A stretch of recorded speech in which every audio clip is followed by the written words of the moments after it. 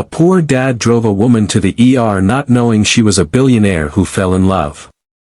The rain had been relentless for hours, turning the streets of Portland into a maze of reflections and glistening puddles.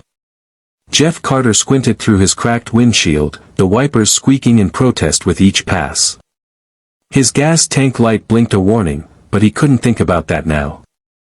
His daughter, Lily, was waiting at the diner, her after-school job the only consistent thing keeping food on their table. Jeff was a single father and a mechanic by trade, but his garage had shut down months ago. Ever since, he'd been driving people around in his beat-up Ford Taurus, part-time gig work just to get by. Each ride paid little, but every dollar mattered.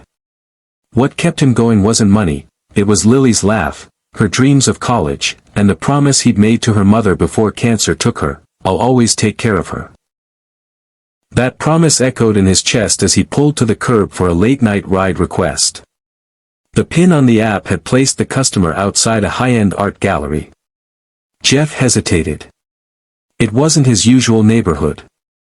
Wealthy people didn't usually take ride shares, at least not ones driven by guys in rusting sedans with duct-taped seats. A woman stepped into the street, one hand pressed tightly to her abdomen.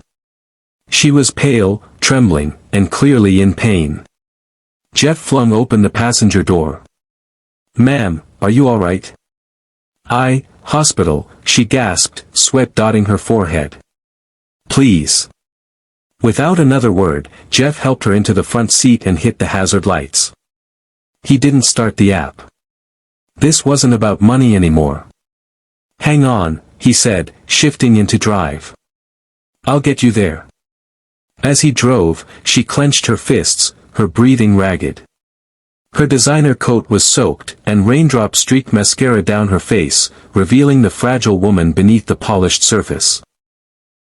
"I'm Jeff," he said, glancing at her. "You don't need to talk, but I'm not gonna let anything happen to you." She gave a faint nod, her eyes closing as the city lights flashed past. They reached the ER in minutes. Jeff jumped out, yelling for help as nurses rushed a gurney toward the car. He helped lift her gently, his hand steady though his heart raced. Before she was wheeled away, she grabbed his wrist. "Thank you," she whispered. "Don't go." Jeff blinked. I have to pick up my daughter." Her eyes locked with his. "Please. Just a minute." He stayed. 2 hours passed. Jeff sat slouched in a plastic chair, damp and exhausted. Lily had understood when he called, she always did. "Just help her, Dad," she'd said. "I'll wait at the diner." A nurse approached. "Mr. Carter." He stood. "Yes. She's stable now. It was a ruptured appendix, very serious. You got her here just in time. She asked to see you." Jeff was led to a quiet room. She lay there, pale but smiling. "You saved my life," she said softly. "I just drove," Jeff replied, sheepish. "Anyone would have done it." She shook her head. "No. They wouldn't have. You didn't even turn on the app." He smiled. Didn't seem like the time to worry about 5-star ratings.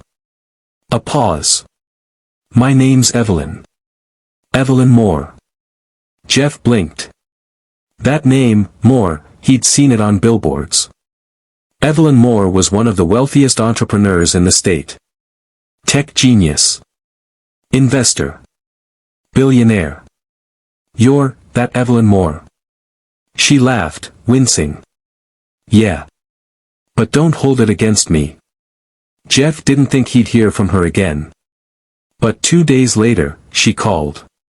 "I want to thank you properly," she said. "Dinner?" He hesitated. "I'm not really the fancy restaurant type." "Good," she replied. "Neither am I right now. What about something simple? I could use normal." They met at a small Greek place near his neighborhood. Jeff wore his best shirt, clean, though a bit faded, and brought Lily along. Evelyn arrived in jeans and a hoodie, her hair pulled back, no driver or assistant in sight. She fit in like she'd always been part of their world. The three of them laughed through dinner. Jeff told stories about old garage mishaps. Lily talked about her dream of becoming an engineer. Evelyn listened, truly listened, her eyes bright with interest and warmth. It wasn't a fairy tale, at least not at first. They became friends. Evelyn visited often. Sometimes she and Lily cooked dinner together, sometimes she and Jeff talked about everything from heartbreak to rebuilding engines. Jeff never pretended to understand her world of boardrooms and private jets, and Evelyn never made him feel less for it. In fact, she often said being with him reminded her of what really mattered. One evening, months later, as they stood watching Lily present her science fair project, an energy-efficient car engine they'd all helped build, Evelyn turned to Jeff. "You changed my life that night," she said quietly. "I didn't do much. You did everything. You saw me, not as a name, or a net worth, but as a person. That's rare." She paused, heart in her throat. "I think I fell in love with you in that moment." Jeff blinked, stunned. I don't know what to say. Just say you didn't feel it too." He couldn't. Because he had.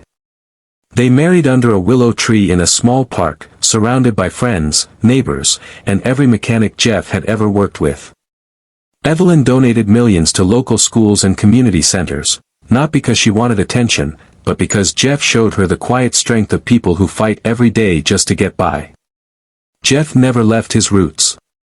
He reopened the garage, taught free repair classes to teens, and kept his beat-up Taurus in the lot as a reminder, one ride changed everything. Not because of money, but because of love, kindness, and a simple decision to help. Moral: you never know how far a single act of compassion can reach. Sometimes, the smallest moments become the most life-changing, not because of status, but because of heart.